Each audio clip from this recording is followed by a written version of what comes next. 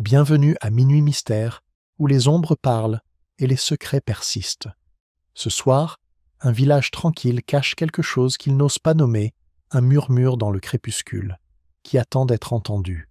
Maintenant, servez-vous d'une boisson chaude et laissez le mystère commencer. La soirée s'était doucement déroulée sur St. Giles de Weald, un village si habitué aux petites animations que même son calme semblait répété. L'horloge de l'église venait de sonner 6 heures lorsque les lampadaires le long de la place s'allumèrent, un par un, comme pour marquer le début d'une cérémonie vaguement solennelle. Ce soir, c'étaient les vêpres des moissons, et l'air, parfumé de pommes et de fumée, contenait l'attente tremblante d'un public avant le lever du rideau. La chorale se rassembla devant le cimetière, leurs voix flottant dans une harmonie vacillante, les enfants impatients, les femmes précises, les hommes résignés. Madame Price Ridley corrigeait les altos avec une férocité réservée à ses notions de bienséance. Près du porche de l'église, Miss Marple se tenait un peu à l'écart, son châle tiré vers le bas, le regard doux mais attentif. Elle avait toujours pensé que le village était plus serein au crépuscule quand les bons se comportaient au mieux et que les coupables s'énervaient. À l'intérieur, la nef brillait de lumière, de bougies et de cuivre poli. Les offrandes de la moisson avaient été disposées avec une humilité presque ostentatoire des pyramides de pommes, des pots de confiture et une gerbe d'orge penchée comme une sentinelle fatiguée. Sur la table de communion, parmi les fleurs et les rubans, quelqu'un avait placé une petite lanterne en laiton curieuse, un peu démodée, dont le verre fumait sur les bords. Elle captait la lumière des bougies et la renvoyait faiblement, comme si elle répugnait à briller. Miss Marple le remarqua comme elle remarqua tout. Ce n'était pas la lanterne elle-même, mais le fait que personne ne semblait la réclamer. Elle se demanda à qui elle pouvait bien appartenir. Le vicaire, le doux et oublieux M. Partridge, commença l'office avec son hésitation habituelle, perdant sa place à 2 reprises et adressant un sourire d'excuse à l'assemblée. Les villageois lui rendirent leur sourire, le pardon, après tout, était l'une de leurs vertus les plus pratiquées, du moins le croyaient-ils. Les cantiques s'élevèrent docilement, même si l'orgue sifflait en signe de protestation contre l'humidité. C'est pendant le dernier hymne « Venez, peuple reconnaissant », venez que la première perturbation se fit entendre.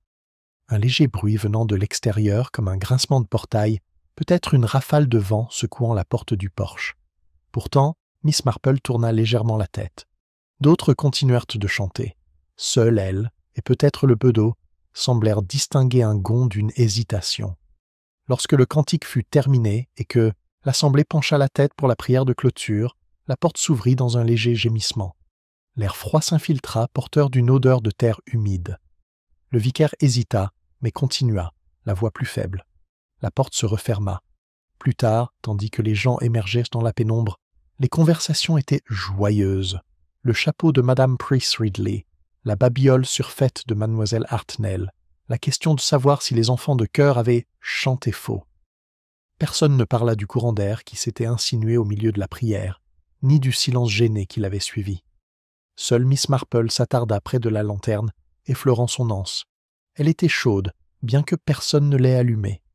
Dehors, les lanternes dansaient tandis que les villageois rentraient chez eux le long de la verdure. L'air s'était rafraîchi. La fumée des foyers se perdait dans le crépuscule. À quelques pas du mur du cimetière, un chemin descendait vers l'étang du moulin, où l'eau reflétait le clair de lune. On avait depuis longtemps déconseillé aux enfants de s'y rendre après la tombée de la nuit, sans que personne ne puisse vraiment s'en souvenir. C'est M. Claypole, le marquillier, qui fit la découverte. Il était revenu chercher son livre de cantiques oublié et avait remarqué la disparition de la lanterne. Marmonnant à propos de mains négligentes, il franchit la porte latérale et traversa le cimetière. Ses bottes faisaient crisser le gravier mouillé dans le silence. Puis vint le cri étouffé, surpris, presque humain dans son incrédulité. Le temps que les gens l'atteignent, les lanternes vacillant au vent, M. Claypole se tenait immobile au bord de l'étang. La lanterne de cuivre était là, son verre maintenant brillant, sa flamme brûlant sans interruption à côté d'une silhouette immobile, à moitié immergée, à moitié vide. Le reflet tremblait tandis que les ondulations se propagent. C'était le corps de Madame Partridge, l'épouse du vicaire. Son chapeau gisait un peu plus loin, son ruban traînant comme un geste inachevé. Une main gantée reposait sur le banc de boue, comme pour atteindre quelque chose d'invisible. La flamme de la lanterne ne vacillait pas.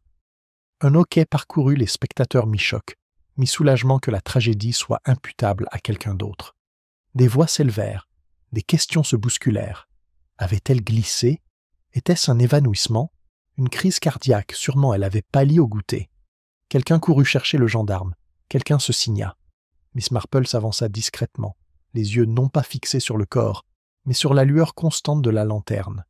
Une légère odeur de paraffine se mêlait à la douceur de l'air du soir. Elle pensa, avec cette profonde introspection qui précédait toujours la compréhension, que personne au village n'avait jamais vu Madame Partridge porter une lanterne. À l'arrivée du gendarme jeune, le visage rouge pressait d'être vif. Il dispersa la foule avec une autorité superflue. « Mieux vaut ne pas regarder, mesdames, » dit-il, le regard hésitant. « La pauvre créature a dû se promener et perdre pied. Un tragique accident, c'est tout. »« Bien sûr, » murmura Miss Marple. Sa voix était douce, polie et totalement dénuée de conviction. Du clocher de l'église, la cloche sonna 7 heures. Le son retentit dans l'air immobile comme un verdict.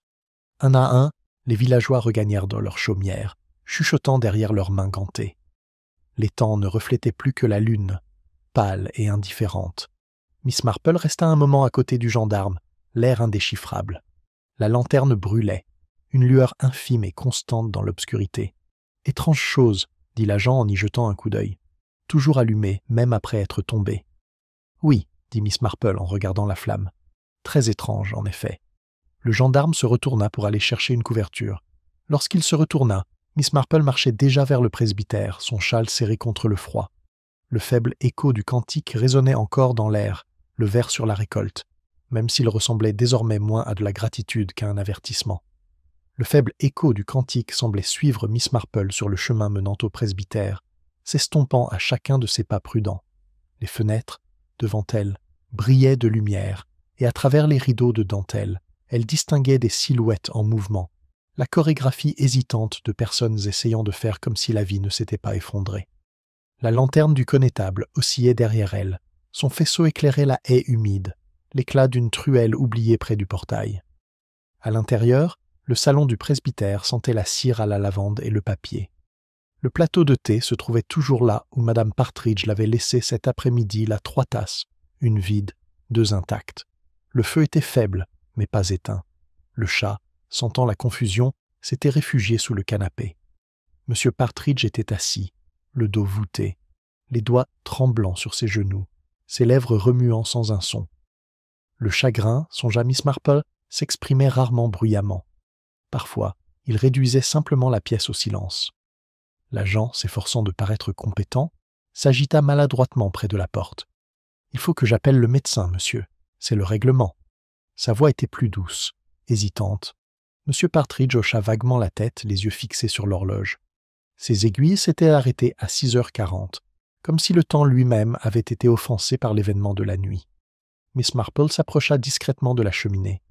Une photo encadrée de Madame Partridge y était posée, souriante, raide, l'image même de la droiture sincère. On aurait dit qu'elle s'excusait sans cesse auprès du monde pour les erreurs des autres. Miss Marple se souvenait d'elle comme d'une femme qui aimait corriger les cantiques à voix basse, qui n'oubliait jamais un mot mal prononcé et qui portait sa vertu comme un fragile paquet qu'il faut constamment exposer. Des voix retentirent à la porte Madame Price Ridley, Mademoiselle Hartnell et la toujours curieuse Madame Bartlett, toutes voltant comme des oiseaux inquiets. Elles apportaient une sympathie concrète, châle, celle parfumée et théorie spontanée. L'agent tenta de les faire sortir, mais les ragots, une fois lancés, ne respectaient jamais l'autorité. « C'était l'étang, n'est-ce pas ?» murmura Madame Bartlett, les yeux brillants. « C'est terriblement glissant, là. Pauvre chérie, elle a dû s'évanouir. » « Ou pire encore, » murmura Mademoiselle Hartnell, qui avait le don de donner une leçon de morale aux accidents. « Vous savez qu'elle s'inquiétait ces derniers temps. À propos d'argent, paraît-il, cette histoire de fonds paroissiaux. »« Chut !» dit Madame Price Ridley, même si son expression invitait à s'étendre. Le vicaire entend tout. Miss Marple écoutait, la tête légèrement penchée, comme si le ton de leur voix pouvait révéler quelque chose que les mots ignoraient. Elle avait appris depuis longtemps que la vérité se dissimulait rarement dans une déclaration, elle se dissimulait généralement dans une hésitation, un changement de ton, une explication trop prompte. Le médecin arriva un homme rondouillard aux lunettes qui glissait sans cesse sur son nez, Il sortit avec l'agent de police, promettant de s'occuper de la formalité. Miss Marple resta près de la fenêtre. Dehors, la place du village était déjà sombre, et l'ombre du clocher de l'église s'étendait sur le jardin du presbytère tel un jugement. L'étang serait encore baigné par la lumière des lanternes et la curiosité. « Je n'arrive pas à imaginer ce qu'elle faisait là-bas, » dit Madame Price Ridley, sans s'adresser à personne en particulier. Elle n'aimait pas l'eau, elle disait que ça abîmait ses chaussures. On aurait dit qu'elle serait passée par le chemin. Miss Marple sourit faiblement. Parfois, les gens vont là où ils détestent ne le plus être, Madame Price Ridley. Par devoir, par habitude ou par peur. La femme cligna des yeux, incertaine d'avoir été corrigée ou complimentée. Avant qu'elle puisse répondre, le vicaire s'agita. « Elle est allée chercher quelque chose, » murmura-t-il, le regard toujours fixé sur l'âtre. Quelque chose qu'elle avait oublié. « Quel genre de chose, monsieur Partridge ?» demanda doucement Miss Marple. Il secoua la tête. « Je ne me souviens plus. Elle a dit qu'elle ne serait là que pour un instant. » Son regard vacilla. Elle était toujours si prudente. Le médecin revint en s'éclaircissant la gorge. Terrible accident. Le cœur s'est arrêté avant la chute, probablement. Choc ou malaise peut-être. Aucun signe de lutte. Sa voix portait la vivacité délibérée d'un homme qui préférait la certitude au doute. Les autres murmurèrent sur leur accord, voire leur soulagement, comme si la cause du décès était aussi un verdict moral. Miss Marple, cependant, regarda de nouveau vers la cheminée, où un léger halo de poussière marquait l'emplacement de la photographie. Elle avait été déplacée récemment peut-être par la main tremblante du vicaire, peut-être par quelqu'un d'autre. Les détails, pensa-t-elle, ne sont jamais le fruit du hasard. L'agent de police prit son carnet. « Nous clôturerons l'affaire bien assez tôt, mademoiselle Marple, » dit-il avec une impatience bienveillante. « Tragique, mais simple. Les choses simples, répondit-elle doucement, sont rarement aussi simples qu'elles le paraissent à la lumière des bougies. » Il sourit d'un air hésitant et partit avec le médecin. Les femmes le suivirent, dans un cortège de condoléances murmurées, laissant le presbytère à nouveau immobile et essoufflé. Seule Miss Marple resta, les yeux fixés sur la petite clé en laiton accrochée près du buffet. Elle illuminait la lumière de la lampe du même éclat terne que le verre de la lanterne. Peut-être rien, peut-être tout. Elle attrapa son châle. L'air de la nuit devait être froid, et les ragots allèrent déjà plus vite que la vérité. Par la fenêtre entr'ouverte, on entendait le faible tintement de la cloche de l'église qu'on sonnait pour la prière du matin, un son mécanique, régulier et insensible. Quelque part au-delà de la haie, des pas se précipitaient, trop rapides pour être réconfortants. Le regard de Miss Marple s'attarda sur la clé, puis sur le feu mourant. Son expression s'adoucit, comme si elle venait de se remémorer une histoire vieille de plusieurs années, une de ces petites tragédies familiales qui commencent par un malentendu et se terminent par quelque chose de bien pire. Le chat surgit de sous le canapé, clignant des yeux. Elle se pencha pour le caresser distraitement. La braise siffla doucement, se réduisant en cendres. Dans ce son résonnait la certitude silencieuse que la paix, une fois troublée, ne revint jamais tout à fait intacte. Le doux ronronnement du chat emplissait la pièce silencieuse, un rythme fragile contre le tic-tac de l'horloge qui n'avait pas encore été remonté. Miss Marple se redressa, son regard se portant vers la fenêtre aux rideaux dont le clair de lune effleurait le rebord d'une lueur argentée. Le vicaire était allé se coucher, apaisé par le potion du docteur, la laissant seule au milieu des fantômes bien rangés de l'ordre domestique. Elle resta immobile un instant, écoutant le silence, un silence qui suivait toujours trop de paroles. Dehors, la place du village était assombrie par un léger voile de brume. La bicyclette d'un agent de police était appuyée contre la haie, sa lampe éteinte, et près de l'étang, l'eau n'était barrée que par une curiosité respectueuse. Miss Marple savait que les villageois ne dormiraient pas de si bon cœur. Le chagrin se transformerait en spéculation avant l'aube. Elle resserra son châle et se dirigea vers la porte. Le chemin entre le presbytère et le chemin était sombre, bien qu'elle l'ait parcouru sans difficulté, ses pas doux sur le gravier. Non loin de là, un volet claqua le bruit de quelqu'un trop curieux pour se reposer. Des lumières brillaient encore dans le salon de Madame Bartlett, des ombres se mouvaient derrière la dentelle. Miss Marple esquissa un léger sourire. La compassion humaine, pensait-elle, s'exprime souvent mieux par la vigilance. Au bord de l'étang, la lanterne avait été emportée. Seule une faible trace dans la boue marquait son emplacement. Les empreintes de bottes d'un agent de police chevauchaient celles de M. Claypole, qui se mêlaient au pas plus léger des badauds. Miss Marple s'accroupissait prudemment, le bas de sa jupe effleurant l'herbe humide. La berge était certes dangereuse, mais pas infranchissable. Près de la ligne d'eau, elle aperçut l'empreinte d'une chaussure de femme étroite, marquée, et à côté, une autre, plus large et plus fraîche. Elle effleura la terre de ses doigts gantés, encore douce. Quelqu'un d'autre s'était tenu là après la découverte du corps. Elle se leva, son regard suivant la pente qui menait à la haie d'ifs derrière le cimetière. L'air nocturne exhalait ce parfum particulier de la décomposition automnale doux, terreux et légèrement métallique. Dans la pénombre, quelque chose attira son regard, un morceau de tissu accroché à une épine. Pâle, presque blanc, il flotta légèrement tandis qu'elle s'approchait. Elle le libéra délicatement. Ni dentelle, ni soie du lin ordinaire, peut-être arraché à un mouchoir, sans initiale. Elle le plia et le glissa dans sa poche. Un pas retentit derrière elle. « Bonsoir, Miss Marple. » La voix était nerveuse, respectueuse. C'était celle de l'agent Briggs, resté là pour observer la scène. Je ne m'attendais à personne. « Je n'ai pas pu dormir, dit-elle doucement. Ce genre de choses pèse sur l'esprit, n'est-ce pas ?» Il hocha la tête. « Triste histoire. Le médecin parle de causes naturelles.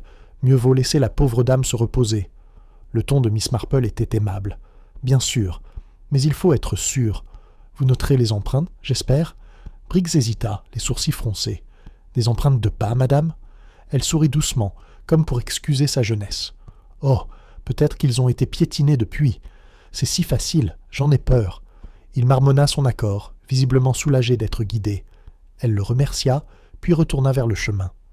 L'agent la regarda partir, le faisceau de sa lanterne instable.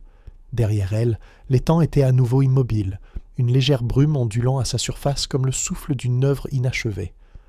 Au matin, le village avait organisé son chagrin en récits bien ficelés. Chez l'épicier, Madame Bartlett confia que Madame Partridge avait été troublée. À la poste, Mademoiselle Hartnell suggéra un problème de conscience.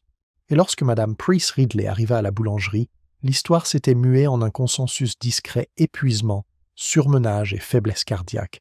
Rien de fâcheux. Les ragots, comme le lierre, cherchèrent toujours le réconfort d'une structure. Miss Marple, assise près de sa fenêtre avec son tricot, laissait les voix s'élever de la rue. Leur inquiétude était aussi instructive que leurs paroles. Personne ne mentionna la lanterne. Personne ne se demanda pourquoi Madame Partridge, craignant l'humidité, sortait avec. La respectabilité, pensait-elle, était un excellent moyen de se taire. Un léger coup frappé à sa porte interrompit ses pensées. C'était l'inspecteur Hewitt, venu de Much Benham, un homme grand et blond, avec la lassitude courtoise de quelqu'un qui avait appris à se méfier des explications simplistes. « Ah, Miss Marple !» la saluait avec un léger sourire. « J'ai entendu dire que vous étiez présente hier soir. J'ai pensé avoir vos impressions. »« Impressions » répéta-t-elle pensivement. Un mot si léger pour un événement aussi important. Il accepta son invitation à s'asseoir et retira ses gants avec précaution. Le rapport du docteur Lambert parle de causes naturelles, même si j'aime être minutieux. La lanterne me laisse perplexe. Son mari jure qu'elle n'est pas la leur. Miss Marple hocha la tête. J'ai remarqué ça aussi. On aurait dit qu'il appartenait à un autre endroit. Claypole jure l'avoir trouvé en train de brûler à côté d'elle. Tu l'as vu ? Oui. Un curieux petit objet, plutôt démodé. Le verre fumait, comme s'il avait été allumé à la hâte. L'inspecteur étudie son visage. Vous pensez qu'il avait été placé là ? Elle haussa légèrement les épaules.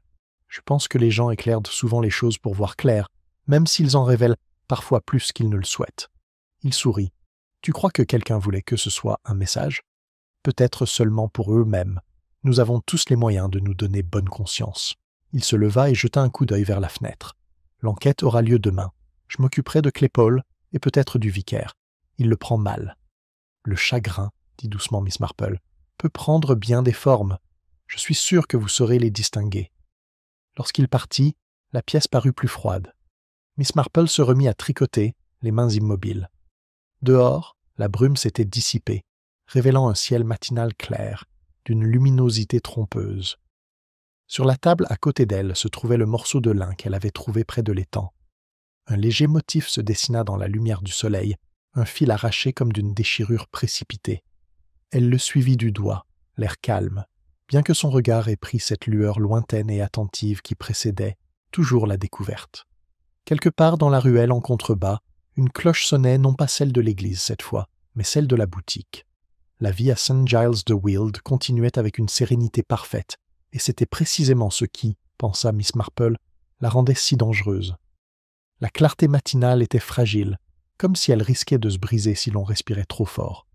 Le village s'était paré de ses plus beaux atours pour l'enquête, mais sous les chapeaux solennels et les chaussures cirées palpitait une impatience palpable. St. Giles de Wilde n'aimait rien tant que la droiture, pourvu qu'elle soit enveloppée de tragédie.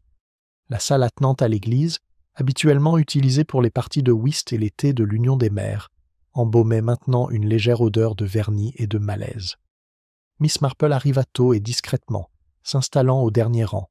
Ses aiguilles à tricoter restaient immobiles sur ses genoux, ses yeux étaient occupés par un travail plus calme.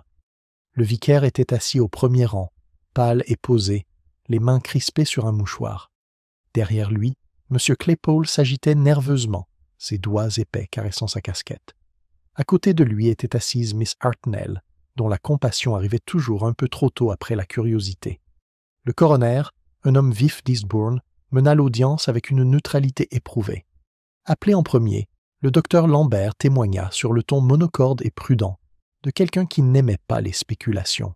« Insuffisance cardiaque, compatible avec un choc ou un malaise, dit-il.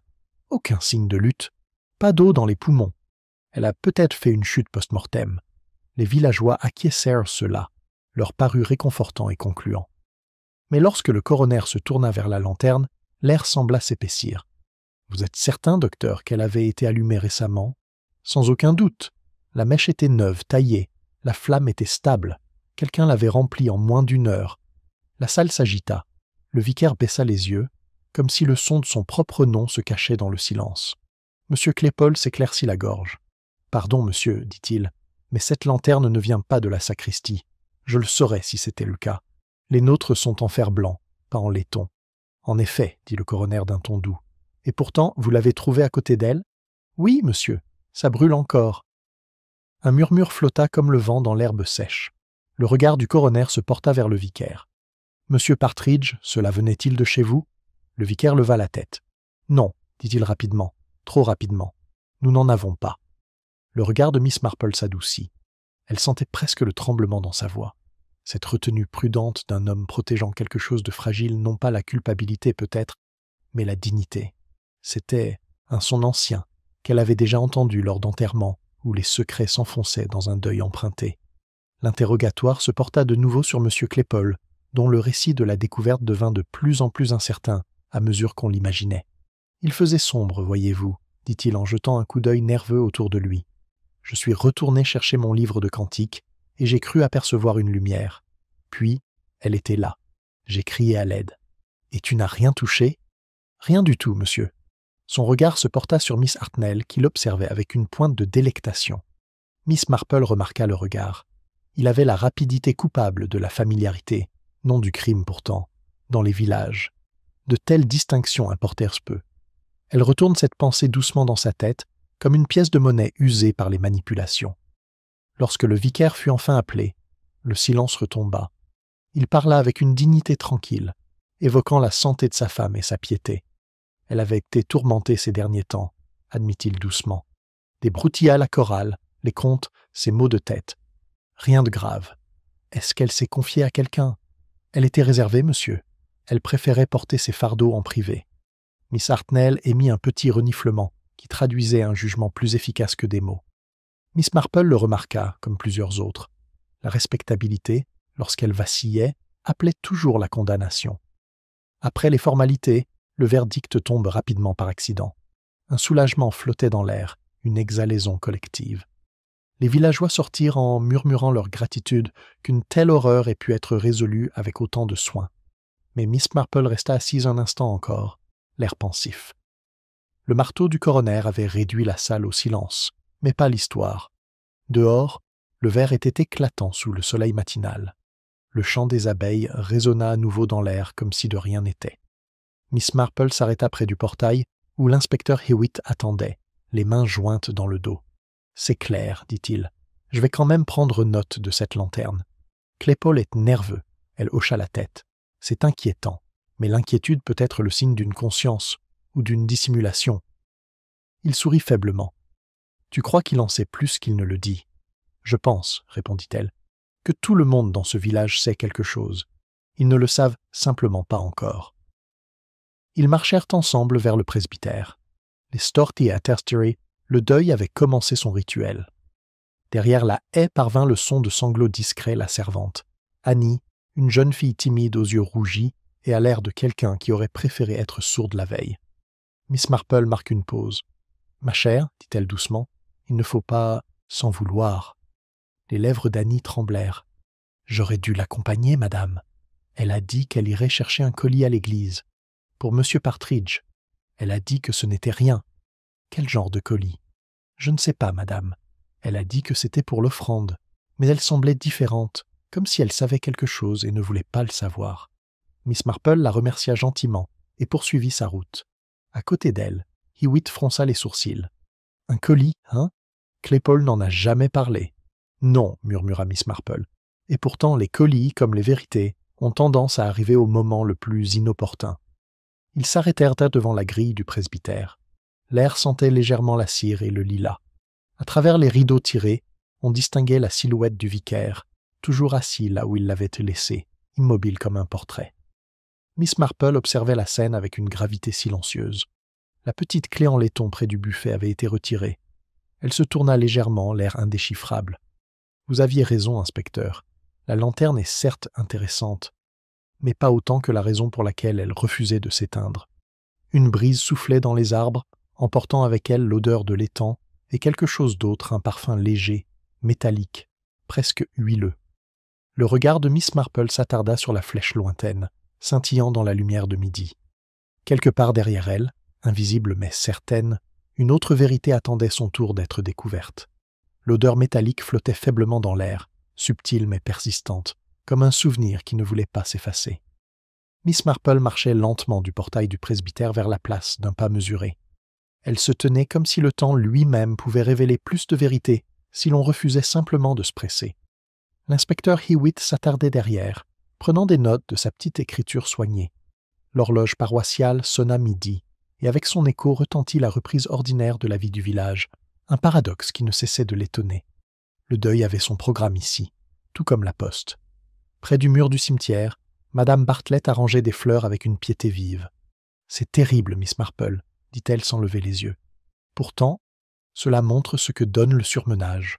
Le Seigneur nous impose des limites. »« Oui, » murmura Miss Marple, « même si on les reconnaît rarement avant qu'il ne soit trop tard. » Les yeux de Madame Bartlett se levèrent, incertains d'avoir été d'accord ou corrigés. « Vous étiez là ce soir-là, paraît-il. Quel choc, n'est-ce pas? On dit que le vicaire n'a pas mangé depuis. » Les doigts de Miss Marple effleurèrent distraitement un pétale. La perte affecte l'appétit de manière curieuse. Certains meurent de faim, d'autres se gavent de compassion. La femme hésita, réorganisant ses chrysanthèmes avec une précision inutile. « Vous aviez toujours une formule, Miss Marple. Oh, vous avez entendu? On dit que le pauvre Claypole a été revu près de l'étang ce matin. Il vérifiait quelque chose, dit-il à Annie. Quel homme bien inspecte un étang? » Miss Marple la remercia d'un doux sourire et poursuivit son chemin. Elle avait appris depuis longtemps que les ragots, comme la fumée, se dirigeaient toujours vers le feu, mais il fallait surveiller la direction du vent. Le chemin serpentait vers la sacristie, dont la porte était légèrement entr'ouverte. À l'intérieur, des grains de poussière tournoyaient paresseusement au soleil, et l'air embaumait le cirage du laiton et les recueils de cantiques. Elle marque une pause, le temps que ses yeux s'habituent à la pénombre intérieure. La table d'offrande était soigneusement rangée, mais il manquait quelque chose. Un carré de poussière pâle marquait l'emplacement d'un objet, peut-être une petite boîte ou un paquet. Le vicaire avait dit que sa femme était allée chercher quelque chose. Annie avait parlé d'un paquet pour l'offrande. Miss Marple se pencha. Sur le sol, juste sous la table, une fine trace de cire brillait de la cire de bougie, mais plus foncée, rougeâtre sur les bords, comme mêlée à autre chose. Elle la toucha légèrement du doigt ganté. Collante encore. Fraîche. Un bruissement s'éleva de la porte. « Vous allez attraper la mort, Miss Marple, » dit l'inspecteur Hewitt en entrant. « Ces vieux lieux conservent leur fraîcheur. J'admirais simplement l'ordre, » dit-elle doucement, « même si j'ose dire que quelque chose ici était perturbé. » Il suit son regard. « Tu parles de la table? La poussière peut être aussi révélatrice que le sang, inspecteur. Il suffit de regarder là où il n'y en a pas. » Il s'accroupit près d'elle, examinant la légère trace. « De la cire, je dirais. » En effet, mais pas avec les cierges de l'église, les nôtres brûlent en blanc. Il fronça les sourcils. Et ça veut dire quoi? Quelqu'un a apporté sa propre lumière, dit-elle doucement. Et peut-être, dans sa hâte, a-t-il oublié ce qu'elle révélait. Hewitt se redressa. Encore Claypole, tu crois? Il semble être du genre à revenir sur les lieux pour être sûr de ne pas être soupçonné. Mais la nervosité n'est pas de la culpabilité, inspecteur. C'est simplement le murmure d'une conscience qui se demande quelle part de vérité elle peut bien se permettre de révéler. Il sourit faiblement. À vous entendre, on dirait que le village lui-même est jugé. D'une certaine manière, c'est toujours le cas, répondit-elle. Ici, les gens vivent selon leur apparence, mais l'apparence est fragile, comme la porcelaine. Une fois fêlée, elle ne se répare jamais tout à fait comme avant. Ils sortent ensemble, la lumière automnale illuminant brièvement la pénombre. À travers la verdure, une silhouette s'approchait avec une hâte, déterminée de Madame Price Ridley, son sac à main se balançant comme une arme.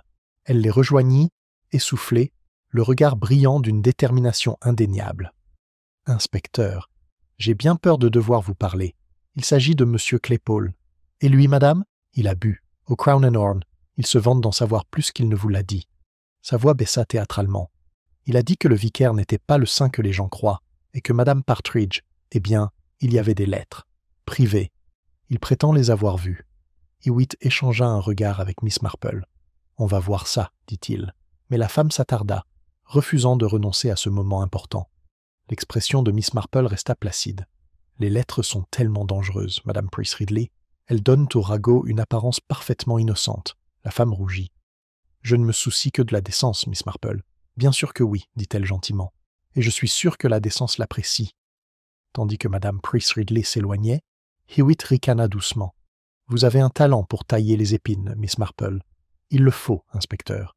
Sinon, les roses envahissent le jardin. » Ils se séparèrent au carrefour, lui vers l'auberge, elle vers la maison.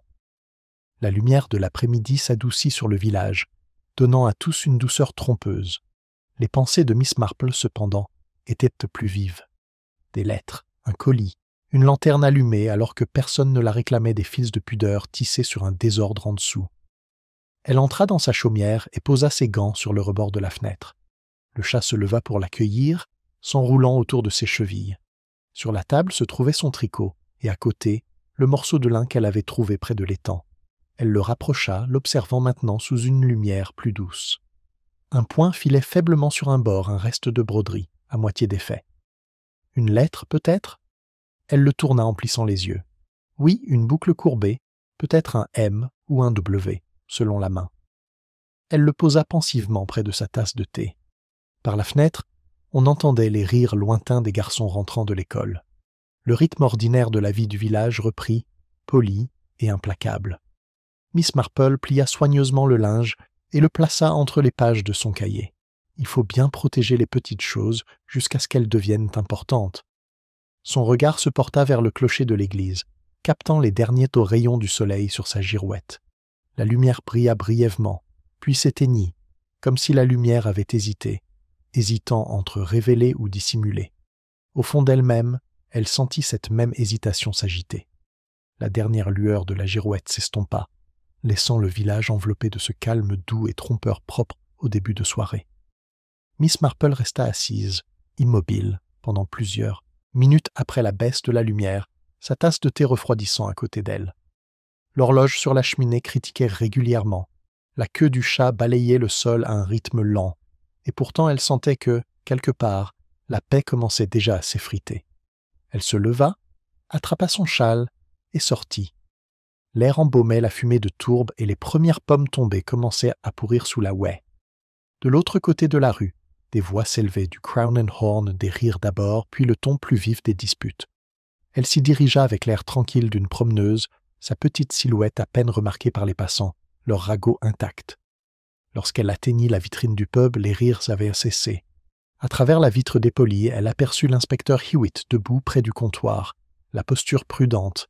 Face à lui, M. Claypole vacillait légèrement, sa casquette rejetée en arrière, le visage rouge de chaleur. À l'intérieur, l'atmosphère était lourde de fumée de pipe et de suffisance. Miss Marple entra discrètement, accueillie par le léger murmure de surprise qui accompagne toujours ces apparitions inattendues. L'aubergiste hocha la tête, hésitant entre se sentir rassuré ou exposé. Hewitt capta son regard d'une légère inclinaison de tête, c'était suffisant. La main de M. Claypole tremblait tandis qu'il posait sa chope. « Je n'ai rien fait de mal, inspecteur. Je vous ai dit tout ce que je savais. J'en suis sûr, dit Hewitt d'un ton doux. Et pourtant vous semblez en savoir beaucoup sur des choses dont personne n'a parlé. Claypole cligna des yeux, sa bouche s'ouvrit, puis se referma. Les gens parlent, murmura-t-il. Ils disent des choses, ils en écrivent aussi, observe doucement Miss Marple depuis sa place près du foyer. Des lettres, par exemple. Ses yeux se posèrent sur elle, écarquillés et incertains. Je ne comprends pas ce que tu veux dire. Oh, mais si, dit-elle gentiment. C'est tout à fait naturel, monsieur Claypole. Les villages ne gardent aucun secret, ils s'en échangent, tout simplement. Hewitt s'approcha. Vous avez dit à Madame Price Ridley avoir vu des lettres appartenant à Madame Partridge. Où sont-elles? Les épaules de Claypole se voient. Je n'ai pas dit ça. J'ai juste entendu dire qu'elle avait écrit à quelqu'un d'autre que son mari. Un léger halètement parcourt la pièce. L'aubergiste fait semblant de polir des verres déjà propres. Le regard de Miss Marple ne quitte pas celui de Claypole. Les rumeurs, dit-elle d'un ton léger, sont comme de l'encre sur un buvard. Elles se répandent plus vite que leur source. Mais vous avez dû voir quelque chose pour parler avec autant d'assurance. Il hésita, puis baissa la voix. Je réparais la balustrade près du portail de l'église la semaine dernière. Elle est sortie de la sacristie, l'air complètement désemparée, avec une petite enveloppe à la main. Elle l'a laissée tomber par erreur. Je l'ai ramassée juste pour la rendre, mais elle l'a arrachée et m'a dit que ce n'était pas à moi d'y toucher.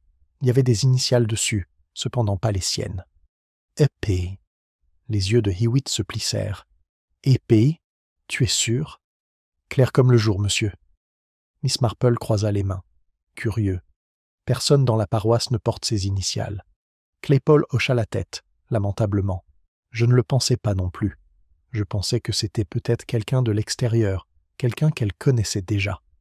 L'inspecteur le remercia sèchement, marquant la fin de l'interrogatoire. Claypole s'éloigna en traînant les pieds, le poids de sa propre histoire pesant déjà sur lui. Lorsque la porte se referma derrière lui, Hewitt se tourna vers Miss Marple. « Vous pensez que c'est vrai ?»« C'est vrai, ça l'a effrayé, dit-elle, mais pas comme il l'imagine. » Il fronça les sourcils. « Alors comment ?» Miss Marple esquissa un léger sourire. « Parfois, une lettre n'est dangereuse que si elle dit la vérité. » Ils sortent ensemble. L'air du soir était plus frais, les étoiles s'évanouissaient derrière un voile de brume. La place du village était déserte, à l'exception de Madame Hartnell qui rentrait chez elle avec une expression qui laissait entendre qu'elle avait accompli son devoir moral. Elle s'arrêta en les voyant. « J'espère que vous progresserez, inspecteur. Le village est très inquiet. On dit des choses horribles sur le vicaire. » Hewitt soupira. « Et que disent-ils, Madame Hartnell ?» Elle baissa la voix, bien qu'il n'y ait personne aux alentours. On l'a vu visiter le jardin de Madame Bartlett le soir, seule, après la tombée de la nuit. Miss Marple la regarda avec une douce patience. « Peut-être aime-t-il les fleurs, ma chère. Beaucoup d'ecclésiastiques aiment ça. » Madame Hartnell pinça les lèvres. « Les fleurs n'ont pas besoin d'être visitées 2 fois par semaine. » Hewitt la congédia poliment, mais Miss Marple était pensive. Arrivée au coin du pré, elle s'arrêta.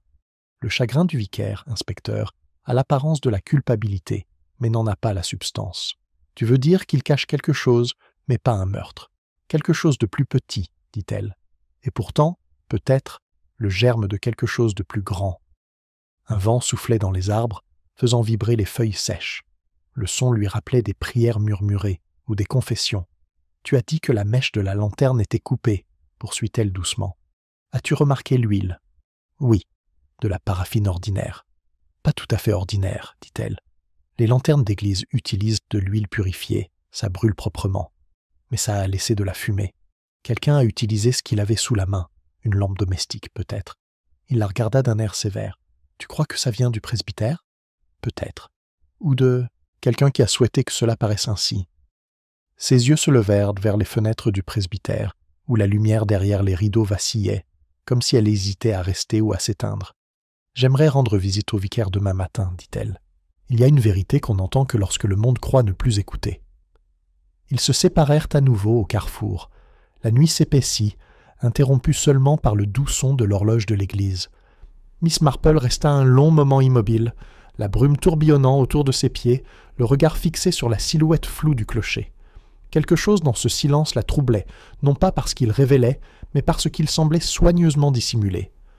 La brume s'enroulait doucement autour du cimetière lorsque Miss Marple revint le lendemain matin, ses pas silencieux sur le chemin humide. Le village semblait silencieux, comme si parler trop fort risquait d'éveiller quelque chose qu'il valait mieux laisser dormir. De la cheminée du presbytère s'élevait un mince filet de fumée domestique, ordonnée, trompeuse dans son calme. Elle avait appris depuis longtemps que le chagrin, lorsqu'il voulait se cacher, se revêtait de routine. La porte d'entrée s'ouvrit avant qu'elle puisse frapper. Annie, la bonne, se tenait là, un sourire forcé. « Il est dans le bureau, mademoiselle. Il a dit qu'il ne verrait personne, mais vous êtes différente. » Sa voix tremblait, avec ce respect particulier que les jeunes réservent à la sainteté comme au ragot. « Merci, ma chère, » dit doucement Miss Marple, « et vous devez vous reposer si vous le pouvez. Des yeux comme les vôtres ne devraient pas rester éveillés trop longtemps. » La jeune fille cligna des yeux, incertaine de la gentillesse ou d'un conseil. À l'intérieur, l'air du presbytère était lourd de l'incendie de la veille. La porte du bureau était entr'ouverte au-delà. On entendait le léger grincement d'une chaise. Miss Marple entre doucement. M. Partridge était assis à son bureau, la tête penchée sur une petite boîte en bois. Lorsqu'il releva le visage, il était pâle et tiré, mais on y lisait une certaine détermination, la dignité fragile d'un homme déterminé à paraître calme. « Je vous attendais, mademoiselle Marple, dit-il. On sait toujours quand la vérité est à nos portes. » Elle inclina la tête. « J'ai pensé qu'une discussion pourrait peut-être attendre la matinée. » Il fait un geste vers la chaise d'en face. « Tu as entendu ce qu'ils disent ? Les villages ont toujours besoin de quelque chose pour combler leur silence, répondit-elle. Et le silence, je trouve, est rarement vide. Il sourit faiblement. Ils pensent que ma femme et moi étions malheureux, qu'il y avait des secrets. Il y en avait, bien sûr, mais pas ceux qu'ils imaginent. Son ton était doux. Ils sont si rares. Il ouvrit la boîte. À l'intérieur se trouvaient quelques papiers pliés, un mouchoir et une petite clé en laiton. Elle a trouvé ça, dit-il en touchant la clé d'un doigt tremblant. Dans le placard des offrandes la semaine dernière, elle a dit que ce n'était pas à sa place. Elle pensait que ça ouvrait la boîte à quête de la mission, mais ce n'est pas le cas. Elle était troublée. Le regard de Miss Marple s'adoucit. Une clé sans serrure, c'est très perturbant. « Oui, murmura-t-il. Elle avait l'intention de me poser la question ce soir-là. Elle a dit qu'elle irait chercher la boîte pour la comparer. C'est pour ça qu'elle est allée à l'église. Mais comme elle n'est pas revenue, sa voix se brisa. Le reste demeura muet. Elle le regarda silencieusement. Quelqu'un d'autre savait-il qu'elle l'avait? Je n'en suis pas sûr. Peut-être Claypole. Il est souvent en déplacement, à raccommoder, à transporter des choses. J'ai parfois pensé qu'il s'interrompait, jetant un coup d'œil vers la fenêtre, comme s'il craignait d'y voir le reflet de cette pensée. Peu importe, ça compte toujours, dit-elle doucement, même quand on le souhaite autrement. Avant qu'il puisse répondre, la sonnette retentit brusquement, trop brusquement, pour la décence matinale. Les pas rapides d'Annie traversèrent le couloir, suivis de voix qui s'élevèrent.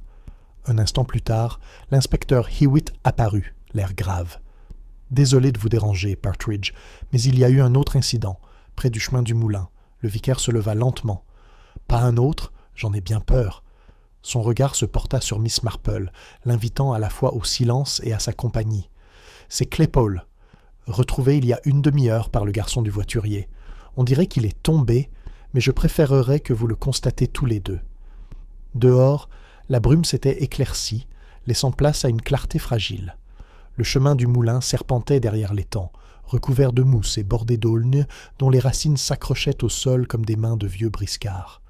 Une petite foule s'était déjà rassemblée, attirée par ce même magnétisme morbide qu'aucune tragédie ne saurait éteindre. Le gendarme les retint, son jeune visage pâle sous sa casquette. Claypole gisait face contre terre au bord du sentier, sa casquette à quelques mètres, un bras tordu sous lui. Hewitt s'agenouilla brièvement, puis se releva. « Le cou brisé, dit-il. Une chute du talus, à ce qu'il paraît. Mais il y a quelque chose d'étrange. » Miss Marple suivit son regard. Une bêche se trouvait à proximité, propre mais humide aux manches. Une petite lanterne en fer blanc, cette fois, et non en laiton, reposait à côté, son verre fêlé mais éteint. « Une autre lanterne, murmura-t-elle. Quelle constance dans le destin !» L'inspecteur fronça les sourcils. « Vous pensez qu'il y a un lien ? Je pense que les coïncidences arrivent rarement seules, inspecteur. Elle préfère la compagnie. » Elle s'agenouilla, près de la bêche, la main flottant un instant avant de toucher le manche humide. Pas de terre, voyez-vous, et pourtant fraîchement essuyée. Elle leva les yeux vers lui. Vous trouverez ses empreintes digitales, et celles de quelqu'un d'autre en dessous. Il étudia son visage. Vous insinuez un meurtre ? Je suggère la propreté, dit-elle doucement, et c'est un réflexe bien plus rare chez les hommes qu'il ne devrait l'être. Tandis qu'ils se tenaient là, les villageois chuchotaient entre eux. La voix de Madame Bartlett était douce, pleine d'une crainte étouffée. « Ça fait 2 alors, 2 braves gens d'église. Écoutez-moi bien, il se passe quelque chose d'impie. » Le regard de Miss Marple se porta vers l'étang, dont la surface était terne sous le soleil pâle. « Impie peut-être, » murmura-t-elle, « mais pas surnaturel. Le mal dans les villages, ma chère Madame Bartlett, est presque toujours domestique. » Hewitt fit signe aux policiers de dégager la zone. « Je vais appeler le chirurgien. On dirait que le corps a été légèrement déplacé, on voit le traîneau dans l'herbe. » Elle hocha la tête. « Donner l'illusion d'une chute. C'est très attentionné, non ? On se demande bien à qui profite cette illusion. » Le vicaire était arrivé, essoufflé, le chagrin visiblement renouvelé. À la vue du corps, il se détourna brusquement et s'adossa à la clôture. « Il était là hier encore, » murmura-t-il. « Il a dit qu'il prierait pour nous 2. » Miss Marple le regardait avec une compassion silencieuse. Peut-être, mais les prières, comme les vérités, sont souvent exaucées de manière inattendue. Une rafale soudaine parcourut les roseaux de l'étang, les pliant à l'unisson comme un arc. Dans ce mouvement fugace, quelque chose de petit attira son attention, une lueur à moitié enfouie dans la boue. Elle se pencha et la détacha délicatement de terre. Un bouton, en laiton, gravait faiblement des initiales EP. Elle le retourna une fois dans sa paume, une légère trace de paraffine marquant son gant. « C'est donc là que tu étais allé, » murmura-t-elle, le regard perdu dans le vague. L'inspecteur Hewitt s'approcha. « Qu'avez-vous trouvé ?» Elle referma doucement sa main autour. « Un petit morceau de l'insouciance de quelqu'un, inspecteur, et peut-être de sa peur. » Il l'observa, incertain si elle le taquinait ou le mettait en garde. Autour d'eux, la brume commença à se dissiper complètement, révélant le village en pleine lumière lumineuse, innocent, et donc d'autant plus trompeur. La lumière du soleil s'était ténue et terne, cette heure fragile où le village paraissait honnête seulement parce qu'il était las de faire semblant. Miss Marple resta un instant près de l'étang, la main serrée sur le bouton de cuivre, sentant la légère empreinte des initiales contre sa paume, épais, la même que sur la lettre que Claypole prétendait avoir vue. La coïncidence semblait trop exacte, trop délibérée. Derrière elle, l'inspecteur Hewitt donnait des ordres à voix basse, l'agent griffonnant consciencieusement comme si la propreté pouvait compenser la peur. « Allez assez doucement, » dit Hewitt en regardant le corps de Claypole être déposé sur le brancard. « Inutile de tout gâcher une seconde fois. » Il se tourna vers Miss Marple, la voix plus basse. « Il était mort depuis des heures, pense le médecin, dans la nuit. Mais la voie était libre jusqu'à l'aube. Le coupable est arrivé tôt. »« Tôt » répéta-t-elle doucement. « C'est à ce moment-là que les gens font ce qu'ils ne peuvent justifier en plein jour. » Elle glissa le bouton dans son réticule et commença à marcher vers l'église. Le chemin serpentait entre la haie d'if et le mur de pierre, des endroits où les secrets aimaient à s'attarder. Le vicaire la suivait à courte distance, la démarche chancelante, le regard étrangement absent. Le choc d'une seconde mort l'avait profondément marqué. Miss Marple l'attendait près du portail. « Je suppose, dit-il d'une voix à peine audible, que tout le village va penser que je suis maudit maintenant. » Elle le regarda avec bienveillance. « Le village, cher monsieur Partridge, croit toujours ce qui réconforte le plus sa conscience. Les malédictions sont commodes, car elles ne demandent rien à la raison. » Il la regarda d'un air sévère, comme pour lui demander si elle le soupçonnait, mais son expression resta sereine et indéchiffrable. « J'ai quelque chose pour vous, poursuit-elle, la clé d'une serrure que nous n'avons pas encore vue. Vous avez dit que votre femme en avait trouvé une maintenant. Il faut trouver où elle se loge. » Il hocha lentement la tête, même si l'effort sembla lui coûter cher. « Il y a le vieux placard de la mission dans la sacristie. Il n'a pas été ouvert depuis des années. Peut-être, dit-elle, qu'il est temps que ce soit le cas. » Ils se rendirent ensemble à l'église, Hewitt les rejoignant sur le perron. À l'intérieur, la nef semblait plus froide que l'air extérieur, la pierre humide agrippant leurs chaussures. Une épaisse couche de poussière recouvrait les bancs. Le vicaire alluma une petite lanterne, la même en fer blanc trouvée près du moulin, et l'alluma avec précaution. Sa lueur vacillait sur les sculptures, donnant aux anges un air las. Au fond de la sacristie se trouvait une étroite armoire en chêne, déformée par le temps. La clé que Miss Marple avait vue plus tôt s'adapte parfaitement à la serrure. D'une lente rotation, la porte s'ouvrit en grinçant. À l'intérieur se trouvèrent des recueils de cantiques, quelques vieux registres et un objet enveloppé dans du papier craft et ficelé. Le vicaire le contempla comme un fantôme. « Elle voulait aller chercher ça, » murmura-t-il, « la nuit de sa mort. » L'inspecteur Hewitt le souleva et le posa sur la table. Les doigts de Miss Marple s'attardèrent avant de dénouer la ficelle délicatement, prudemment, presque avec révérence. Le papier se déplia pour révéler une liasse de lettres, aux bords jaunis, mais à l'encre encore foncée. Celle du haut portait les mêmes initiales qui avaient hanté leur conversation. Hippie Hewitt fronça les sourcils. « Edgar Partridge !» Le vicaire cligna des yeux. « Mon frère. Il est mort il y a 10 ans. La guerre l'a emporté. » Miss Marple toucha doucement le papier. « Et votre femme, peut-être, ne le savait pas. » Il déglutit difficilement. Elle savait. Mais il y avait des choses qu'elle préférait taire. On s'est fiancés, elle et Edgar. Quand il est parti, j'ai vu ses paroles vaciller. Ça m'a semblé juste, après un certain temps. Hewitt échangea un regard avec Miss Marple, mais celle-ci ne manifesta aucune surprise. « Alors, ces lettres, dit-elle doucement, viennent de lui. Avant notre mariage, oui, je les croyais détruits. Ils étaient pour cachés, murmura-t-elle, cachés par quelqu'un qui les a trouvés et en a trop compris. » L'inspecteur fronça les sourcils. « Claypole ? Ou quelqu'un qui l'a utilisé, dit Miss Marple. Quelqu'un qui avait besoin d'une raison pour effrayer Madame Partridge suffit pour la faire marcher jusqu'à l'église au crépuscule. » Hewitt fit un geste vers les lettres, et cette raison était le chantage. Miss Marple ne répondit pas immédiatement. Elle examinait le bord du papier cadeau Kraft, dont un léger voile de paraffine noircissait un coin. Peut-être, ou peut-être la clémence. Difficile de dire qui est qui tant qu'on ne sait pas qui a voulu le silence. Le vicaire s'affaissa sur une chaise, le poids de la compréhension retombant sur lui comme de la poussière. « Elle avait peur cette nuit-là, murmura-t-il.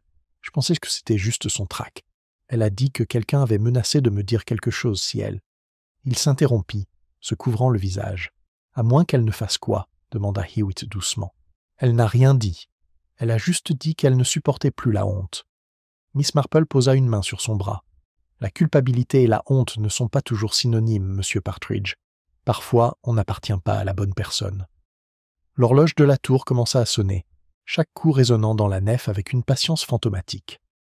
Hewitt se tourna vers elle. « Tu penses que Claypole était le maître chanteur ?» Elle secoua la tête. Claypole était bien des choses insouciantes, suffisantes, facilement effrayées, mais pas calculateur. Non, inspecteur, les malins laissent les autres faire le sale boulot, puis les renvoient quand ils ont rempli leur rôle. Il la regarda avec un grand respect au grandissant. « Et tu as quelqu'un en tête ?»« Oh oui, dit-elle en repliant le papier. Mais la certitude est un luxe dangereux.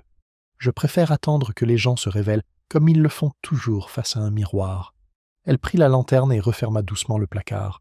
Voyons qui se retourne en premier. Ils sortent dans la lumière crue de l'après-midi, une soudaine luminosité presque cruelle. De l'autre côté du pré, Madame Price Ridley parlait avec ferveur à Mademoiselle Hartnell, les mains battant des ailes comme des ailes anxieuses. Les deux femmes levèrent un regard perçant au passage de Miss Marple et de l'inspecteur. La conversation s'interrompit, les sourires remplacèrent les paroles. Le regard de Miss Marple, cependant, s'était adouci, laissant transparaître ce calme lointain, presque mélancolique, qui précédait toujours ses intuitions les plus dangereuses. « Voyez-vous, inspecteur, murmura T.L., le problème avec la respectabilité, c'est qu'elle exige d'être crue, même lorsqu'elle ment. » Il la regarda avec curiosité. « Et tu crois que l'un d'eux ment maintenant ?» Elle ne répondit pas, mais son regard s'attarda sur les gants immaculés de Madame Price Ridley, brillant faiblement dans la lumière, comme si quelque chose de caché là attendait, tranquillement, de trahir son propriétaire. Les gants brillaient faiblement, leur surface lisse reflétant le soleil pâle, tandis que Madame Price Ridley les ajustait avec la prudence d'une femme à la fois gênée et désireuse d'être observée. Mademoiselle Hartnell, à côté d'elle, affichait l'expression d'une femme faisant semblant de ne pas bavarder, tout en brûlant d'efforts. Toutes deux se retournèrent à l'unisson, tandis que Mademoiselle Marple et l'inspecteur Hewitt approchèrent à travers le pré, leurs sourires appliqués, leur curiosité à peine voilée. « Ma chère Miss Marple, » commença Madame Price Ridley, sur ce ton qui laissait toujours entendre qu'elle s'apprêtait à accomplir un devoir social. Nous étions justement en train de souligner combien tout cela est épouvantable. De tels malheurs frappent des gens honnêtes du jamais vu. En effet, dit Miss Marple d'un ton aimable, même si les malheurs, je trouve, ont tendance à choisir les maisons où la décence est le plus souvent mise en avant. L'inspecteur réprima une toux qui aurait pu être un rire. Le sourire de Madame Price Ridley vacilla un bref instant, avant de se transformer en une politesse fragile. « J'espère seulement que la police fait tout son possible. Les gens sont tellement inquiets. Mal à l'aise ? Demanda Hewitt. À propos de quoi, précisément ? Oh, pas peur, inspecteur. Simplement enfin parler. Vous savez comment sont les gens. Je commence à le faire, dit-il sèchement. Le regard de Miss Marple se posa sur les mains de la femme. Vous avez été occupée ce matin, Madame Price Ridley. Du jardinage, peut-être ? La femme cligna des yeux. Jardiner ? Certainement pas. J'ai passé la matinée au cercle de couture. Ah, bien sûr, murmura Miss Marple, comme légèrement déçue. Comme elle m'oublie. Madame Hartnell, sentant la tension se détourner, se pencha en avant avec une gravité enthousiaste. Entre nous, Miss Marple, on dit que le pauvre Claypole n'était pas aussi irréprochable qu'il le paraissait, qu'il y avait bien une question d'argent. Le ton de Hewitt s'est durci. De l'argent ? Oh, je ne connais pas les détails, dit-elle rapidement, ravie néanmoins. Je sais seulement qu'il avait été vu en train de se disputer avec quelqu'un près du presbytère il y a 2 nuits. Par qui ? Madame Hartnell hésita, puis jeta un coup d'œil à sa compagne. Madame Price Ridley, je crois, a entendu des voix. Les joues de Madame Price Ridley pâlissent légèrement. Je n'ai pas entendu de dispute, simplement des conversations. Tard dans la soirée, oui. Je fermai les volets et il y avait 2 silhouettes près de la haie. L'une d'elles tenait une petite lanterne. J'ai supposé que c'était M. Claypole et peut-être le vicaire. L'expression de Miss Marple ne changea pas, mais son regard s'approfondit. Une lanterne, dites-vous. Quel genre ? Oh, je n'y voyais pas clair. Je n'ai pas l'habitude d'espionner. Bien sûr que non, dit doucement Miss Marple, même si on en voit parfois plus qu'on ne le souhaiterait. Et les gants, Madame Price Ridley, comme ils sont impeccables. Dites-moi ce que vous utilisez. Les miens ne perdent jamais leur léger parfum de paraffine quand je cire les lampes. La femme eut un petit rire nerveux. De la paraffine. Grand Dieu, Miss Marple, quelle idée ! Tout à fait, dit Miss Marple avec un sourire si doux qu'il ne laisse aucune place au réconfort. Bon, il ne faut pas vous retenir. Venez, inspecteur. Ils s'éloignèrent ensemble vers le chemin du cimetière. Hewitt attendit d'être hors de portée de voix avant de parler. « Tu crois qu'elle est impliquée ? Je crois qu'elle sait quelque chose qu'elle ne peut pas se permettre d'avouer, » répondit Miss Marple. « La paraffine ne colle pas aux gants par accident, et on ne ment pas non plus sur le jardinage, sauf si c'est pour une raison précise. » Hewitt fronça les sourcils. « Alors tu crois qu'elle a rencontré Claypole cette nuit-là ? » ?»« Elle a rencontré quelqu'un, inspecteur. La question était près de la haie ou de l'étang ? La différence, voyez-vous, est cruciale. » Ils franchirent le portail du cimetière et s'arrêtèrent même près de la sacristie. La lumière de l'après-midi, faible et oblique, effleurait le laiton du loquet de l'église, telle une pièce de monnaie déterrée. Miss Marple fouilla dans son réticule et en sortit le bouton qu'elle avait trouvé près du chemin du moulin. « Un bouton raconte une histoire, » dit-elle doucement. « Celui-ci plus que la plupart. Je pense que Madame Price Ridley a été prudente, mais pas assez. » Il l'examina. Encore une fois. « Elle ne pourrait pas à moins qu'elle n'ait eu raison, » conclut Miss Marple. « Et la raison, inspecteur, est une chose qui se cache souvent sous l'indignation morale. » Hewitt empocha le badge. « On demandera au sergent de passer chez elle, discrètement. Ce serait sage. Mais qu'il y aille doucement. La culpabilité, lorsqu'elle est acculée, a tendance à se faire passer pour vertueuse. » Alors qu'ils traversaient à nouveau la pelouse, une silhouette se précipita vers Annie, la servante, les yeux écarquillés de peur. « Oh, Miss Marple, inspecteur, venez vite, le vicaire, il s'est effondré. » Ils coururent au presbytère, Miss Marple plus vite que son âge ne le laissait supposer. Dans le bureau, ils le trouvèrent affalé sur sa chaise, la tête appuyée contre son bras. La boîte aux lettres était ouverte sur le bureau. Une tasse à côté de lui fumait encore légèrement. Hewitt se pencha, renifla et jura doucement. « Ça sent l'amande. » La voix de Miss Marple était calme. « Des amandes amères. Du cyanure, je crois. Mais pas auto-administré, remarquez la main. Trop ferme. » Il écrivait. Un bout de papier gisait à moitié sous les lettres, l'encre luisant encore. Les mots, écrits d'une écriture hésitante mais lisible, disaient « Pardonnez-moi ». Je ne voulais pas lui faire honte. Hewitt se redressa. « Tu crois que c'est authentique ? C'est possible, dit-elle. Mais on dirait que c'est destiné à être découvert. La culpabilité est très habile lorsqu'elle cherche à tromper. » Le regard de l'inspecteur se porta sur la tasse. « Alors, quelqu'un a mis ça en scène. »« Quelqu'un de bien rangé, oui, » murmura Miss Marple. « Quelqu'un qui sait à quoi devrait ressembler la mort d'un pasteur pour éviter le scandale paroissial. » Annie gémit doucement. « Oh, mademoiselle, il parlait à quelqu'un ce matin, juste avant votre arrivée. Il a dit qu'il serait bientôt en paix. Il a dit qui ? Non, mademoiselle. Juste que c'était une dame bienveillante, déterminée à arranger les choses. Miss Marple leva les yeux, distants et perçants. Une dame qui porte des gants nettoyés à la paraffine, peut-être. La voix de Hewitt se durcit. Alors, c'est encore un meurtre. Elle ne répondit pas immédiatement. La faible lumière de la lampe éclairait la vitre, projetant de longues ombres sur la Bible ouverte du vicaire. Dehors, la cloche de l'église commence à sonner la demi-heure lente, posée, comme un battement de cœur qui refuse de s'arrêter. Finalement, elle dit tout bas « Oui, inspecteur, encore un meurtre, mais cette fois, il est habillé de vert. » Le son de la cloche résonna comme une ecchymose dans l'air, s'estompant lentement à mesure que le son se fondait dans le silence du presbytère. L'inspecteur Hewitt tira les rideaux, masquant les derniers rayons de soleil qui s'accrochaient obstinément aux vitres. Le petit bureau, désormais sombre et exigu, semble exhaler un léger parfum d'encre, de vieux papier et quelque chose de plus âcre des amandes amères, s'enfonçant dans le souvenir. Le corps du vicaire avait été porté à l'étage, et pourtant la pièce conservait son chagrin discret, comme si le repentir avait élu domicile parmi les meubles. Miss Marple resta assise près du bureau. Ses doigts, gantés, parcoururent le bord du billet, l'air calme mais non indifférent. « Il écrivait par imitation, » dit-elle doucement. « Pas une confession. Le ton est trop prudent. Les gens qui meurent, pour de bon, se soucient rarement de leur écriture. » Hewitt hocha la tête d'un air sombre. « On a donc affaire à quelqu'un qui sait se fier aux apparences. » « Exactement.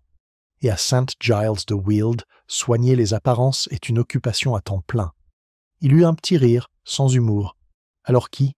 Madame Price Ridley me semble évidente, mais c'est l'évidence qui m'inquiète. » Le regard de Miss Marple se porta vers la petite tasse. « Vous avez remarqué le bord ?» Il se pencha. « Essayez. » Soigneusement. Une infime trace de poudre sur la soucoupe, cependant. « De la poudre pour le visage, » murmura-t-elle. Le genre qu'on trouve dans le sac à main des dames qui aiment paraître pâles aux enterrements. Il y eut un silence, non pas de surprise, mais de confirmation discrète. L'inspecteur referma son carnet, comme si cela pouvait retarder la conclusion qu'il redoutait déjà. « Vous pensez qu'elle l'a tué pour se protéger ?»« Pas tout à fait, » dit Miss Marple. « On agit rarement pour une seule raison. C'est généralement un mélange d'orgueil, de peur et d'habitude. Madame Price Ridley croit au caractère sacré de la réputation comme d'autres croient en Dieu. Pour elle, la mort d'un homme, ou même de deux, serait un péché moindre qu'une humiliation publique. » Il se dirigea de nouveau vers la fenêtre, écartant légèrement le rideau. Sur la pelouse, les lampes s'allument en succession rapide, leur lueur vacillant sur les pavés humides. « Si vous avez raison, dit-il, alors elle n'a pas fini. Celui qui met en scène la vertu ne s'arrête pas avant la fin de la représentation. » Miss Marple se leva et lissa sa jupe. « Alors, peut-être devrions-nous lui accorder une dernière audience. » Ils quittèrent discrètement le presbytère et traversèrent la prairie sous le crépuscule qui s'épaississait. La cloche de l'église, encore à moitié remontée après l'usage matinal, sonna d'un seul coup errant à leur passage, comme un avertissement murmuré trop tard. L'air sentait légèrement la pluie. Au loin, le faible carré de lumière provenant de la fenêtre du salon de Madame Price Ridley brillait, chaud et respectable comme un sermon. Hewitt hésita à l'entrer. Si elle est coupable, elle ne l'avouera pas facilement. « Elle n'aura pas à le faire, » dit Miss Marple. « La culpabilité, inspecteur, est un sujet très parlant lorsqu'on l'aborde correctement. » La porte s'ouvrit presque avant qu'il ne frappe. Madame Price Ridley se tenait dans le cadre de la lumière de la lampe, le visage pâle mais calme. « Inspecteur, Miss Marple, comme inattendu. »« Pardonnez-nous, » dit doucement Miss Marple. « Nous avons pensé que vous souhaiteriez avoir des nouvelles. Le pauvre vicaire est mort. » Pendant un instant, rien ne bougea, puis un tremblement parcourut les mains gantées de la femme. « C'est affreux, » murmure-t-elle. « Vraiment affreux. Mais peut-être c'est mieux ainsi. La souffrance met l'âme à rude épreuve. »« Oui, » acquiesça Miss Marple, « surtout quand on a souffert pour quelqu'un d'autre. Les mots restent suspendus entre eux, fragiles et dangereux. » Les yeux de Madame Price Ridley vacillèrent. « Pardon ?» Hewitt s'avança. « On vous a vu près du presbytère hier soir. Vous aviez une lanterne. Je passais simplement, dit-elle rapidement. J'ai entendu des voix, et je me suis arrêté pour écouter. On s'inquiète naturellement quand des hommes se disputent. Alors vous admettez avoir vu M. Claypole ? » Elle hésita, puis hocha brièvement la tête. Il criait. Je pensais qu'il était ivre. Je ne voulais rien avoir à faire avec ça. Pourtant, vous l'avez approché, dit Miss Marple d'un ton doux. La paraffine sur vos gants le suggère. Madame Price Ridley retient son souffle. Quelle absurdité!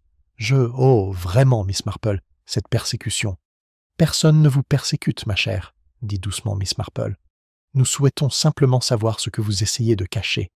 Pas à nous, mais à vous-même. Pour la première fois, le calme de la femme se brisa.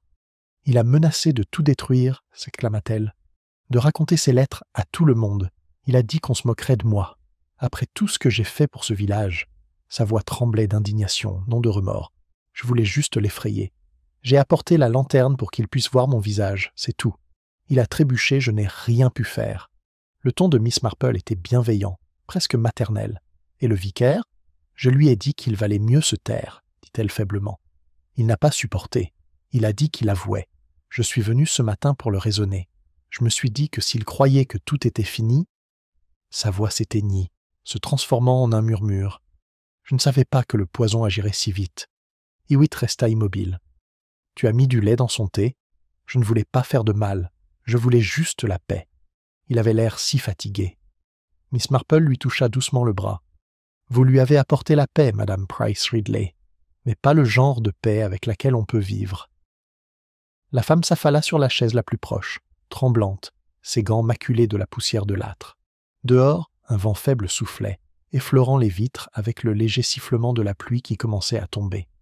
Hewitt fit signe à l'agent de police qui attendait à la grille, mais le regard de Miss Marple resta fixé sur la femme, empli non de triomphe, mais de pitié.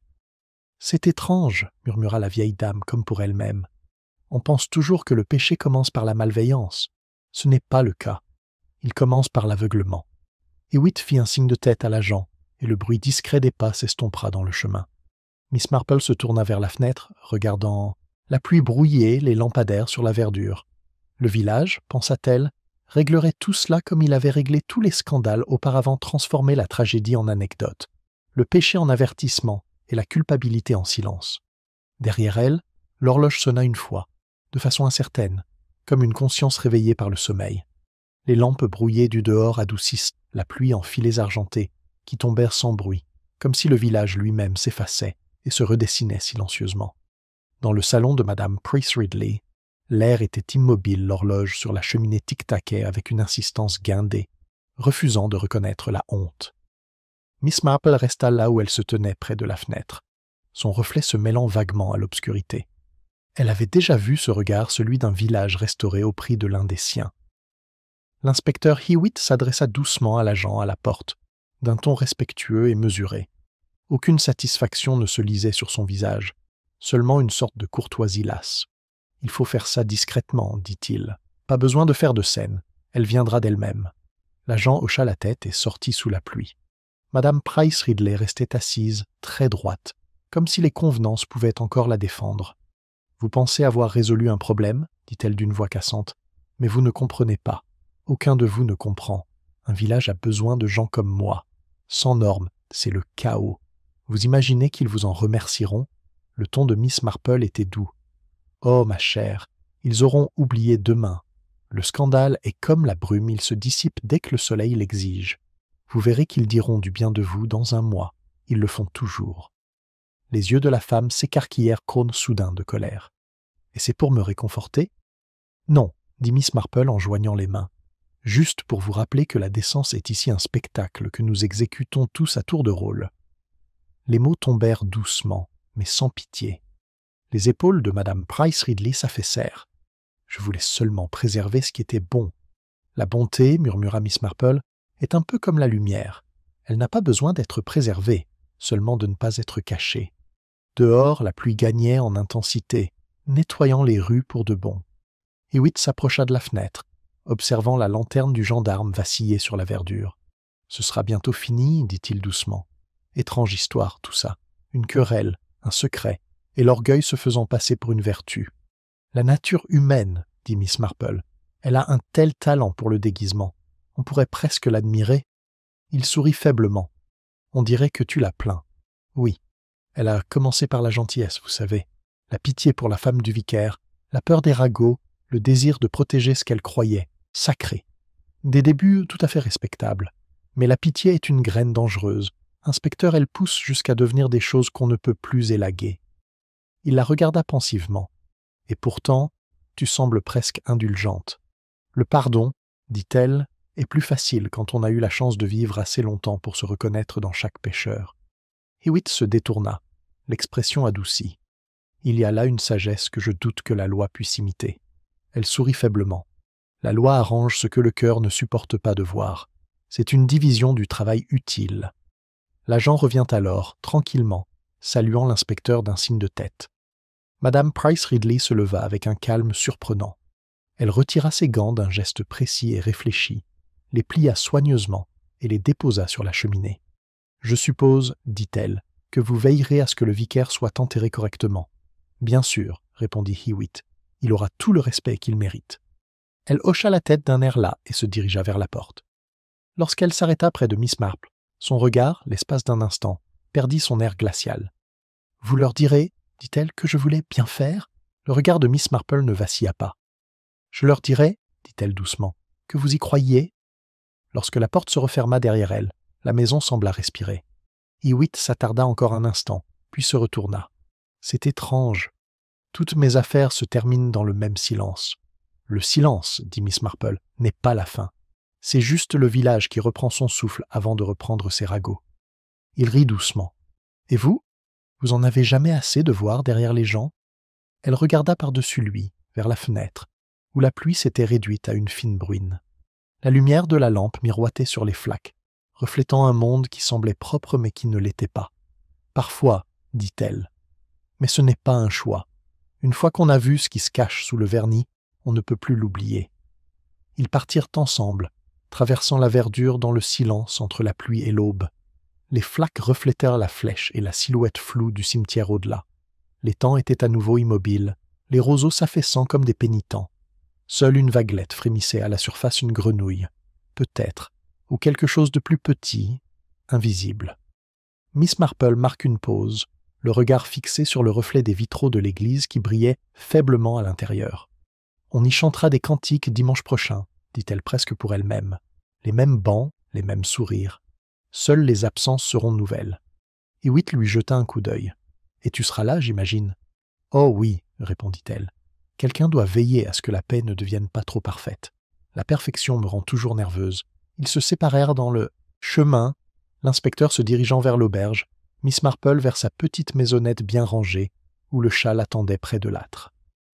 Le village s'étendait derrière elle, étouffé par le silence humide du petit matin, ses secrets trempés et endormis. Elle marchait lentement, ses chaussures effleurant le gravier avec une douce insistance. À l'intérieur, elle retira son châle humide et posa la bouilloire sur le feu. Le bruit familier de l'eau qui commençait à chauffer emplit le silence. Sur la table, à côté de son tricot, se trouvait le bouton de cuivre qu'elle avait conservé, non pas comme preuve mais comme souvenir. Il brillait faiblement à la lumière, ce petit symbole inutile du début de l'histoire. Elle le fit tourner entre ses doigts. Dehors, la première grive se mit à chanter, d'abord incertaine, puis avec une assurance grandissante. Le son s'échappe par la fenêtre ouverte, légère et légère. Miss Marple sourit faiblement, puis regarda vers le jardin, où la pluie avait tout lavé d'une fraîcheur trompeuse. Des murmures sous le crépuscule, murmura-t-elle, presque mélancolique. Et il murmura encore, même en plein jour. La bouilloire commença à bouillir. Elle versa l'eau dans sa théière, la vapeur s'élevant comme une bénédiction. Ses mains étaient fermées, ses pensées sereines. Pourtant, sous ce calme se cachait autre chose, une douleur sourde qui suivait toujours la compréhension. La prise de vue, pensait-elle, était de ne plus jamais perdre la vue. Sur la cheminée, l'horloge sonnait 8 heures, son carillon léger, précis et étrangement définitif. Derrière la fenêtre, St. Giles to Wild s'éveillait, le lest délivré, les portes ouvertes, les rideaux tirés. Le village avait repris son rythme, redevenu immaculé.